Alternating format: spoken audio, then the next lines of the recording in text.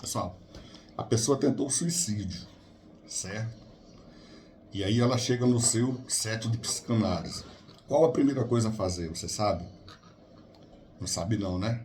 Veja bem, se a pessoa tentou e ela foi parar no hospital, no pronto-socorro, esse procedimento aí é feito por médicos, não é feito por psicanalista.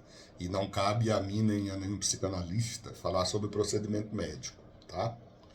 Mas se a pessoa já passou por essa fase e procura o centro de psicanálise, ou se ela está apenas com ideação, está planejando e procura o set de psicanálise, a primeira coisa que a gente tem que fazer é raporte. Raporte, por quê? Porque ela precisa de um atendimento de urgência, tá? Em psicoterapia breve, a gente chama de psicoterapia apoio, porque o caso dela é urgente, não é um caso de fazer aquela psicanálise analítica longa. Ela precisa de um apoio imediato e para que a gente possa entrar, tenha essa intimidade de conversar com ela e ela se abrir com a gente, é preciso a gente fazer raporte. Senão ela não vai contar nada, ela não vai dizer nada, porque ela está achando que o suicídio é a resolução dos problemas no mundo dela, né? Então veja bem, é muito importante, antes de tudo, fortalecer o vínculo do terapeuta com essa pessoa e em seguida procurar compreender o ponto de vista dela sem julgamento, tá? Você tem que levar em consideração o contexto social, cultural e familiar. Se você for daqueles terapeutas que já chegam falando assim, ah, mas por que você fez isso? A vida é tão bela. Quer dizer, você já chega irritando mais a pessoa, né? Então não pode ter julgamento, não pode ter crítica, tá? Se você quiser apressar o processo, você pode fazer pergunta de modo genérico, tipo, você poderia me contar o que aconteceu? Porque aí a pessoa pode vir para contar a história sob o ponto de vista que ela vê, mesmo que o que ela esteja vendo não seja o real ou o melhor, né? Provavelmente ela não está vendo o melhor, porque ela está sem saída, tá? Se ela está sem saída, ela vai dar a versão do mundo dela, dos acontecimentos, e você tem que aceitar, tem que acolher e ficar sabendo que o foco é esse conteúdo expresso pela pessoa. E nós vamos começar trabalhando nesse foco, tá? Que deve ser uma frustração, um conflito pessoal, uma necessidade. A gente tem que ouvir atentamente a pessoa dizer e identificar a sua urgência, tá bom? Outra coisa,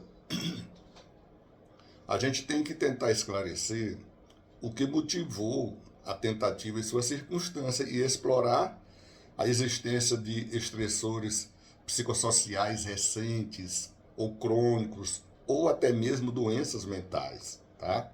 Então veja bem, a lista de questões de acesso ao problema podem ser dificuldades ou perdas reais ou imaginárias, né? Ou imaginárias, quando a pessoa anda num estado de tensão e ansiedade muito grande, ela já antecipa os acontecimentos, não é? E essas perdas podem ser em relacionamentos afetivos, pode ser mudança de situação econômica, por exemplo, a pessoa perde o emprego, ou a pessoa tem um padrão de vida, por exemplo, ganhando R$ 20.000, se aposenta com 7, né? Então, ela pode ter uma conta bloqueada injustamente, né? Porque hoje em dia o nosso judiciário virou uma bagunça, tá? Pode ser discórdias no ambiente familiar, violências, né? Abuso sexual, negligência emocional, abuso físico. Pode ser um monte de coisa, fracasso e humilhação. Essa é a é o que a gente vai buscar nessa pessoa, tá?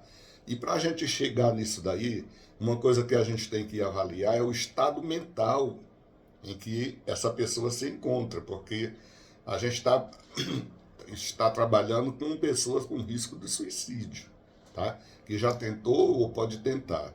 Então, a gente precisa saber como é que está o estado mental dela, se ela tem alguma constrição cognitiva, se ela está com uma turbulência emocional, a vida entrou em colapso, o suicídio parece ser a única saída, né, para os problemas. Então, se ela tem muita ansiedade, insônia, impulsividade, agressividade, tá? Aí a gente, a partir dessas avaliações, a gente vai ver como está a expectativa dela em relação ao futuro, porque a desesperança é um dos maiores fatores que leva a pessoa ao suicídio, tá? É a desesperança, ela achar que o futuro não tem futuro, tá certo? Então, a gente pode até perguntar, fazer pergunta genérica, você tem esperança de que essa situação vai melhorar? Como está a sua expectativa em relação ao futuro, né? Ela também pode ter vergonha ou vingança. Às vezes, a pessoa pensa que tem um ganho secundário e ela tem uma ruptura amorosa, por exemplo, e ela se sente injustiçada, traída, e às vezes ela pensa nessa ideia de suicidar para se vingar da outra, retalhar outra pessoa. Pode acontecer, tá certo? Então, pessoal, vamos continuar aqui.